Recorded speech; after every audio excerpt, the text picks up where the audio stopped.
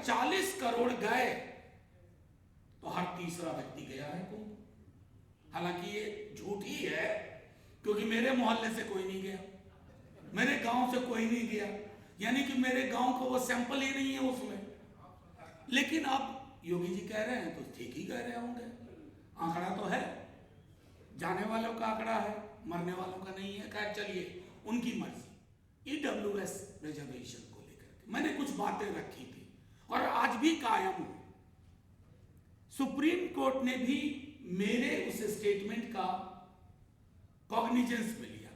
मैंने कहा दस्तावेज कौन सा है? मंडल कमीशन आया तो आपके पास दस्तावेज था। इस केस में आपके पास कौन सा वो सर्वे, कौन सी वो स्टडी है, इथनोग्राफिक स्टडी हो, एंथ्रोपोलॉजिकल स्टडी हो, कौन सा है? कुछ भी नहीं। तो मैं इसलिए भी माफी भी बाकी अपने मंच के साथियों से मांगूंगा कि उन्हें लगा दिया था आप। अनिल भाई में अद्भुत क्षमता है, अगर लगा देंगे तो वो लग के काम करते हैं। हमारे एक साथी ने बड़ी अच्छी बात कही थी रतन जी के बाद आकर के, मैं इसको एक विशुद्ध गैर राजनीतिक मंच मानता हूं और उसी हैसियत से, बाहैसियत सांसद मत समझिए, दिल्ली विश्वविद्यालय के शिक्षक के रूप में हूं, जिसकी एक समझ विकसित हुई है इसी देश के संविधान को पढ़ के, इस देश के तमाम वैसे लोगों को समझ करके जिन्होंने धारा के विपरीत काम करने का निर्णय लिया। कोई भी मुल्क बनता संवरता धारा के साथ में नहीं है, धारा के विपरीत जाने से बढ़ता है। चाहे इतिहास देख लीजिए, वर्तमान देख लीजिए। आज होम मिनिस्टर साहब का रिस्पांस था पार्लियामेंट में।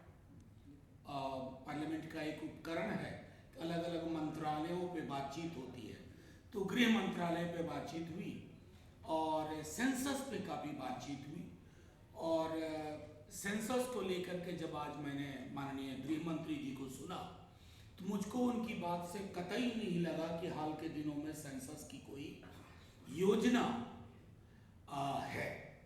और सेंसस की नहीं है, शायद ये भी डर हो कि जैसे ही सेंसस अनाउंस होगा, आप जैसे लोग अलग अलग राज्यों में, हम लोग कास्ट सेंसस की मांग करेंगे तो throw the baby with the bath water, बच्चे के साथ, वो नहाने के पानी के साथ, गुसल के पानी के साथ बच्चे को भी फेंक दो। कास्ट सेंसस क्यों चाहिए आप सब जानते हैं। अभी हाल में मैं एक महत्वपूर्ण शिक्षण संस्थान का नाम नहीं लूंगा, उसको एक बड़े शहर की नगर पालिका ने पशु गिनने का काम दिया। पशु गिनने का, बकरी, भेड़, गाय, बछड़ा, भैंस, और उसमें कई कॉलम थे। समझ देखिए कि गाय की प्रजाति के बदले वो गाय की जाति पूछ बैठे हैं उस फॉर्म में। तो ये समाज अद्भुत समाज है, जैसा रतन कह रहे थे और उसके बाद पटेल साहब ने कहा। इस समाज में अगर आप सकारात्मक बात कर रहे हैं तो कई दफा आपको अकेलेपन का एहसास होगा। मैं कई मंचों पे ये बात कह चुका हूं, हमारे कई साथी, आप लोग पॉलिटिकल पार्टी से बहुत भरोसा रखते हैं, उस भरोसे को थोड़ा कम करिए। मैं क्यों कह रहा हूं ये बात? पॉलिटिकल पार्टीज को चुनाव लड़ना होता है, वो नफा नुकसान तराजू पे डालती है, और हम वो स्केल डेवलप नहीं कर पाए हैं कि हम ये कहें कि जो हमारे हक की बात करेगा उसको हम तख्त पे बिठाएंगे, जो हमारे हक की बात नहीं करेगा उसको फर्श पे ले आएंगे। वो ताकत तो पैदा करनी होगी, उसमें पॉलिटिकल पार्टी आपका सहयोग नहीं करेगी। वो ताकत आपको अपने विचार से अलग अलग शहरों में, बहुत मुश्किल है, देश में लड़ाइयां मुश्किल होती जा रही हैं। मैंने अपने बचपने से लेके आज तक इतना धर्मांध समाज नहीं देखा था। धर्मांध, इतना धर्मांध समाज।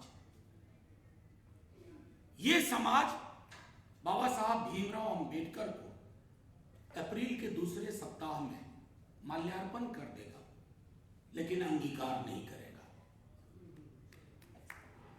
ये मिसमैच है हमारे सार्वजनिक जीवन का, मिसमैच है, कॉन्ट्रडिक्शन है, विरोधाभास है। और बहुत पहले कई अवसरों पर बाबा साहब भीमराव अंबेडकर इशारा करके गए थे। हम तमाम लोग अंबेडकराइट हों या ना हो, अंबेडकर को अगर हम ये मानते हैं कि उन्होंने इमेंसिपेशन का, लिबरेशन का एक मंत्र दिया, एक बात कही, तो ये व्यवहार हमारा विरोधाभासी है। इस व्यवहार को भी मैं सेल्फ क्रिटिसिज्म भी करना चाहता हूं आपके माध्यम से। इस धर्मांध समाज में, रतन ने कहा ना, कुंभ में अगर 40 करोड़ गए तो हर तीसरा व्यक्ति गया है कुंभ। हालांकि ये झूठ ही है, क्योंकि मेरे मोहल्ले से कोई नहीं गया, मेरे गांव से कोई नहीं गया, यानी कि मेरे गांव का वो सैंपल ही नहीं है उसमें। लेकिन अब योगी जी कह रहे हैं तो ठीक ही कह रहे होंगे, आंकड़ा तो है, जाने वालों का आंकड़ा है, मरने वालों का नहीं है। खैर चलिए, उनकी मर्जी। इस धर्मांध समाज में, बल्कि मैं आपको यहां तक कहूं, बाबा साहब भीमराव अंबेडकर को इस तरह का व्हाट्सएप बेस्ड धर्मांध समाज नहीं मिला था, जहां झूठ सच को प्रतिदिन हराता हो। उसमें आपकी हमारी लड़ाई मुश्किल होती जा रही है। पॉलिटिकल पार्टीज के अंदर भी, मैं किसी पार्टी का नाम नहीं लूंगा, जब कास्ट सेंसस की बात होती है, जैसे एक छोटा उदाहरण दूं, हालांकि उसके बाद मेरी बड़ी ट्रोलिंग हुई ईडब्ल्यूएस रिजर्वेशन को लेकर के। मैंने कुछ बातें रखी थी और आज भी कायम हूं। सुप्रीम कोर्ट ने भी मेरे उस स्टेटमेंट का कॉग्निजेंस में लिया। मैंने कहा दस्तावेज कौन सा है? मंडल कमीशन आया तो आपके पास दस्तावेज था। इस केस में आपके पास कौन सा वो सर्वे, कौन सी वो स्टडी है, एथनोग्राफिक स्टडी हो, एंथ्रोपोलॉजिकल स्टडी हो, कौन सा है? कुछ भी नहीं। व्हाट्सएप फॉरवर्ड से एक पॉलिसी डिसीजन हुआ। चलिए, जुडिशियरी को भी हम सब जानते हैं, नकदी नहीं मिलती तब भी जानते थे, नकदी मिली तब भी जानते हैं। मैं सिर्फ इतना कहना चाहूंगा कि ऐसे माहौल में आपकी लड़ाई, सिविल सोसाइटी की लड़ाई बहुत महत्वपूर्ण है। पॉलिटिकल पार्टी साथ रहें तो लड़िए, ना साथ रहें तो लड़िए। ताकत पैदा होगी, ताकत बड़ों बड़ों को नीचे ले आती है ऊपर से।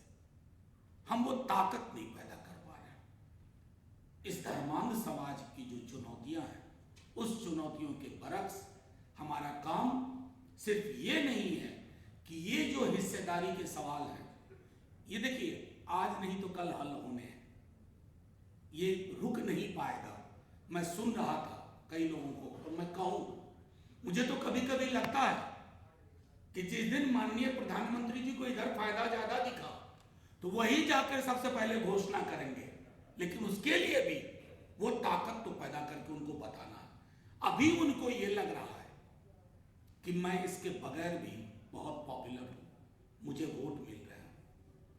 वो कैटेगरीज में बताते हैं, दलितों में इतना वोट, पिछड़ों में इतना, अगड़े तो खैर इन कस्टडी ही हैं।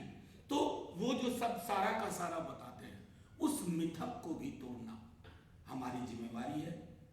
और मैं इसलिए कह रहा हूं, जो बात छूट गई कि जब ईडब्ल्यूएस वाले रिजर्वेशन का मसला आया, उसके बाद कास्ट सेंसस का, बीजेपी के कई सांसद, सेंट्रल हॉल उस समय हुआ करती थी, कहते थे सर ठीक बोला आपने, ये बात हमारे भी दिल में है। जो बीजेपी के सदस्यों के दिल में वो बात है, वो तभी बाहर आएगी जब आपकी ताकत मजबूत होगी। अभी उनको लगता है कि उनकी राजनीति जिस धारा में चल रही है उसी धारा में धारा बदलिए। हम जैसे लोग आपके साथ हैं, हर मंच पे, राज्य के किसी कोने में, देश के किसी कोने में बुलाएंगे। तो इसलिए नहीं कि मैं बहुत बड़ा काम कर रहा हूं, मेरी समझ संविधान की है। मुझे बड़ा दुख होता है कि मेरा सरनेम देख करके कुछ लोग ट्रोल करते हैं और कहते हैं मनुस्मृति को जलाने की बात हो रही है, आप चुप हैं। मैंने कहा ये तो अच्छा को अपने हाथ से नहीं जला रहे। मतलब देश को क्या बना दिया। जिस साल में पैदा हुआ, अपने माता पिता से जब बात होती है, उस तरह के हालात नहीं थे। मतलब उल्टे पांव की ऐसी खूबसूरत यात्रा हमारे देश ने की है। 70 साल में कहते हैं ना, रतन बोल रहा था 70 साल, 70 साल में हम उल्टे पांव की यात्रा पे नहीं थे। कुछ अचीव किए, कुछ नहीं किए, लेकिन अभी तो उल्टे पांव की यात्रा में। और जब पूरा का पूरा समाज पीछे बिना देखे चलता है ना, तो वो गड्ढे में गिरता है। निकालने का काम आपका, हम साथ में हैं।